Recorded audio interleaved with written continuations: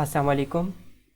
Income tax ordinance 2001 और corporate practice, इस हवाले से सबसे अहम सवाल ये है कि पहली बार जब कोई क्लाइंट आपके पास आता है तो आपने उस क्लाइंट से कौन से इंफॉर्मेशंस लेनी है, क्या क्या चीज़ें आपको दरकार होंगी जिनकी मदद से आप उस क्लाइंट की इनकम टैक्स रिटर्न फाइल कर सकते हैं और उसका NTN बना सकते हैं।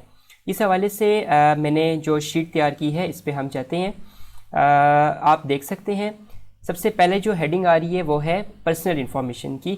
तो आप क्लाइंट का CNIC ले लेंगे, phone number, email address, home address, जिस घर में वो रह रहा है वो कितना मईरिंग एरिया कितना है घर का, कितने कनाल के है या कितने मरले के है, और आपका जो क्लाइंट है उसकी उस कनाल या मरले में से कितने % उसका हिस्सा है, ज़ाती हिस्सा, लाइक 20%, 10%, 15%।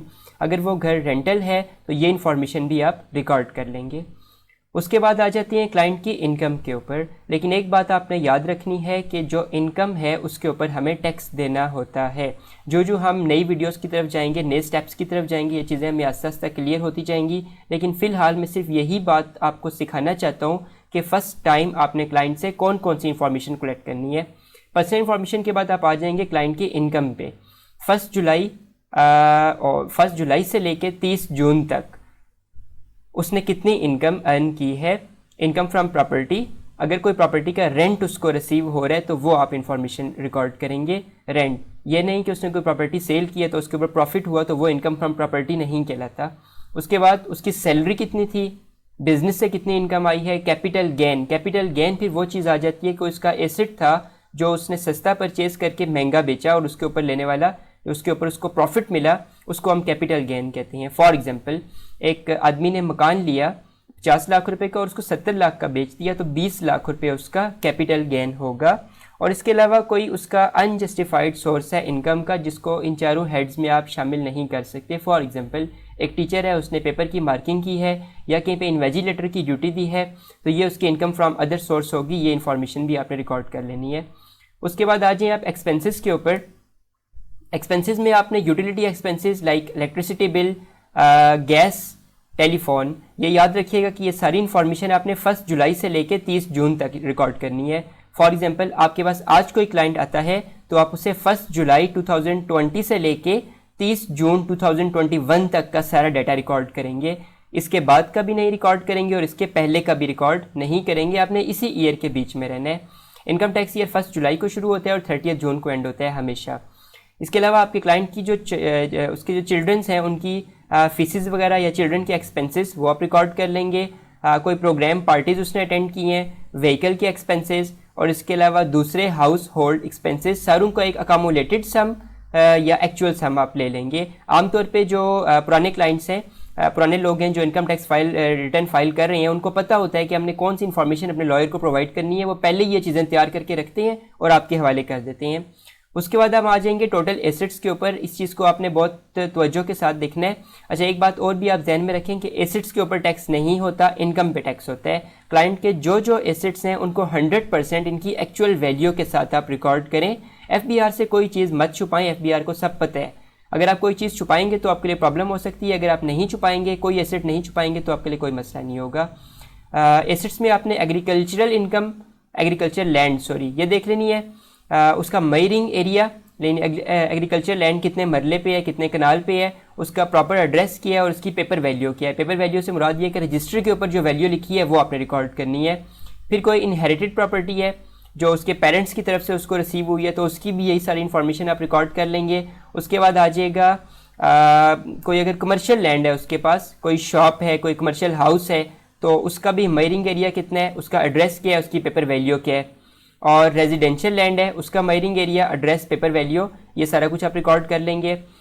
आपके क्लाइंट के नाम पे कितनी गाड़ियाँ हैं, कौन कौन सी गाड़ी है, उसका रजिस्ट्रेशन नंबर क्या है, उसका मेड क्या है, यानी कि कौन सी कंपनी ने गाड़ी को बनाया है, मॉडल कौन सा है और उसकी करंट वैल्यू कितनी है। करंट वैल्यू ले लें या पेपर वैल्यू ले लें, नो प्रॉब्लम। फिर आ जाइए आप बैंक अकाउंट पे। बैंक की आपने ब्रांच पूछ लेनी है, अकाउंट नंबर लेना है और 30 जून का क्लोजिंग बैलेंस ले लेना है। या ज़्यादा बेहतर तरीका ये होता है कि आप क्लाइंट को कहें कि आप हमें अपने बैंकों की स्टेटमेंट प्रोवाइड कर दें टैक्स ईयर की 1 जुलाई से 30 जून तक। इसके अलावा और कोई भी एसेट अगर क्लाइंट की मलकियत में है तो वो आपने उसका रिकॉर्ड ले लेना है उससे। पर्सनल पोजेशंस जिस तरह मोबाइल फ़ोन हो गया, और कुछ लोगों के पास म्यूज़िकल इंस्ट्रूमेंट्स होते हैं, गिटार समथिंग लाइक दिस, वो पर्सनल पोजीशंस होती हैं, उनका रिकॉर्ड आपने लेना है। कोई इंश्योरेंस पॉलिसी आपके क्लाइंट की है तो वो ले लें, कोई प्लॉट की फ़ाइल है तो वो ले लें, गोल्ड है उसका वो ले लें, सेलफोन एट्सेट्रा। यानी कि हर वो चीज़ जो एक हैंडसम वैल्यू रखती है और आपके क्लाइंट के कब्ज़े में है, पोजेशन में है, उन सारे एसेट्स की आपने इंफॉर्मेशन उससे रिकॉर्ड कर लेनी है। अब लास्ट चीज़ आ जाती है with holding tax. With holding tax क्या होता है? ये एक ऐसा टैक्स होता है जो FBR खुद ही ऑटोमेटिकली काट लेता है। जिस तरह हम टेलीफोन कॉल जब करते हैं तो बैलेंस जब मोबाइल में हम डलवाते हैं तो हमारा कुछ टैक्स कट जाता है। इसके अलावा जब हम कॉल डायल करते हैं तब भी हमारा टैक्स कटता है। तो मोबाइल फ़ोन से होने वाली कॉल्स के ऊपर विद होल्डिंग टैक्स कटता है। इसके अलावा और भी बहुत से शोबे हैं जहाँ पे विद होल्डिंग टैक्स कटता है। विद होल्डिंग टैक्सेस के ऊपर मैं एक वीडियो अलग से बनाऊंगा। फिलहाल आप सिर्फ ये ध्यान में रखें कि आपने विद होल्डिंग टैक्सेस की इन्फॉर्मेशन ले लेनी है। और वो कौन सी हो सकती है? उससे कहें कि आपके नाम पर जितनी सिमें हैं उन सेलुलर कंपनीज़ का टैक्स सर्टिफिकेट ले लें। ये आपको यूफोन है तो यूफोन के ऑफिस से मिलेगा, जोंग है तो जोंग के ऑफिस से, हर फ्रेंचाइज से आपको टैक्स सर्टिफिकेट मिल जाएगा। PTCL का आपने टैक्स सर्टिफिकेट ले लेना है। PTCL बिल के ऊपर भी टैक्स लिखा होता है, लेकिन आप सर्टिफिकेट ले लेंगे तो ज़्यादा बेहतर रहेगा। ये आपको PTCL की फ्रेंचाइज से मिल जाएगा। इसके अलावा आपका क्लाइंट अगर कोई उसके पास प्लॉट है और उसकी जो इंस्टॉलमेंट्स है वो दे रहा है तो उस इंस्टॉलमेंट के ऊपर एक टैक्स कटता है विद होल्डिंग टैक्स, वो आपने ले लेनी है।